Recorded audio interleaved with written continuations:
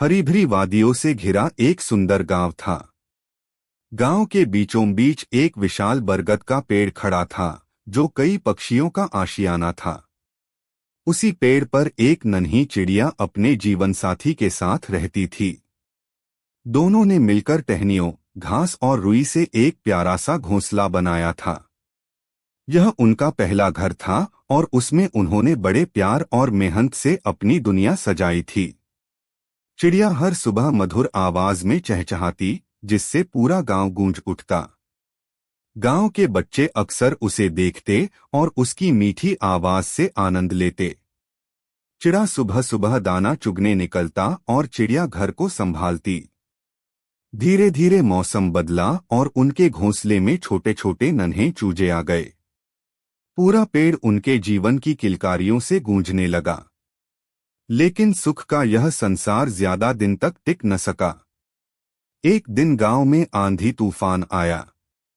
तेज हवाओं ने बरगद के पेड़ की शाखाओं को हिला दिया। उनका घोंसला टूटकर गिर गया। चिड़िया और चिड़ा तो किसी तरह बच गए, लेकिन घोंसला पूरी तरह बिखर गया। नन्हे चूजे डर से सिमट गए। उस रात दोनों उदास बैठे रहे। चिड़िया की आंखों में आंसू थे। वह सोच रही थी कि अब उनके बच्चों का क्या होगा।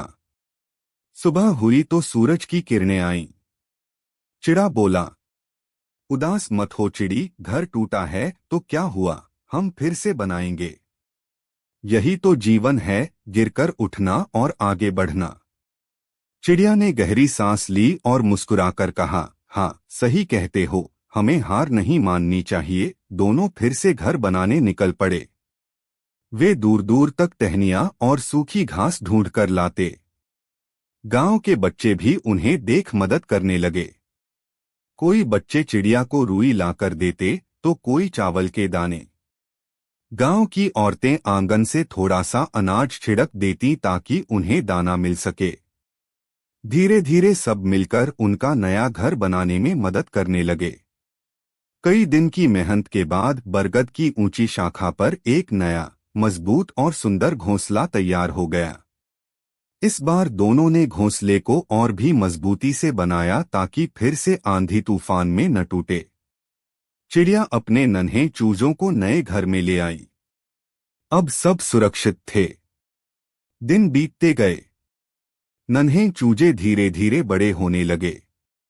वे पंख फड़फड़ाकर उड़ने का अभ्यास करने लगे। चिड़िया अपने बच्चों को सिखाती कि कैसे आसमान में ऊंचा उड़ना है, कैसे पेड़ों पर उतरना है और कैसे दाना चुगना है। नया घर अब उनकी खुशियों का